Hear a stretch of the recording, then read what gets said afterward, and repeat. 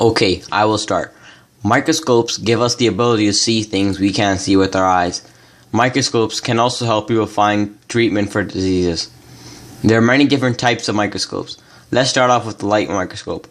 It is often called the bright field microscope because the image is seen against a bright background. It is used in laboratories to study cells.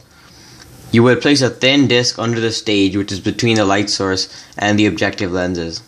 We would not have been able to treat many diseases without microscopes. One of the very first organelles scientists could see was the nucleus. With all the new advanced microscopes today, we now know that the nucleus is made up of parts too. It has a nuclear membrane, which acts as a wall to protect the inside of the nucleus. There is a nuclear pores, which allow materials to pass through. There is also the nucleolus, which makes ribosomes. Ribosomes help make proteins. The organs of our body are very similar to the organelles in a cell. Everything plays an important role. The normal animal cell contains a nucleus, endoplasmic reticulum, cytoplasm, vacuole, Golgi body, cell membrane, vesicle, cytoskeleton, mitochondria, and ribosomes. They each have their own rules, which are very important. The cell membrane acts like a wall with a door. It separates the inside of the cell from the outside. It also allows certain materials to flow into and out of the cell. The cytoplasm contains all of the organelles. It also contains sugar and water.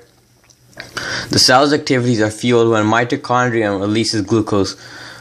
Proteins are made with the help of ribosomes. These proteins are needed for the cell's activities. These ribosomes can be attached to an endoplasmic reticulum or float around in the cell cytoplasm. The endoplasmic reticulum packages proteins and sends them around the cell. The Golgi body's job is to organize proteins to send them outside of the cell. The nucleus controls all the cell's activities. The vacuole is responsible for storing small molecules that can be later used for transport. The cytoskeleton provides shape and movement of the cell. The cell wall is a strong structure outside of the cell membrane. Chloroplasts are very important to photosynthesis. They trap sunlight to make glucose. The glucose is then given to the mitochondria to fuel the activities. Keep in mind that chloroplasts and cell walls are only in plant cells. The mitochondria in the plants gets glucose from a process called photosynthesis. Photosynthesis is when chloroplasts trap sunlight. This energy is converted into glucose and given to the mitochondria. The mitochondria fuels the cell's activities.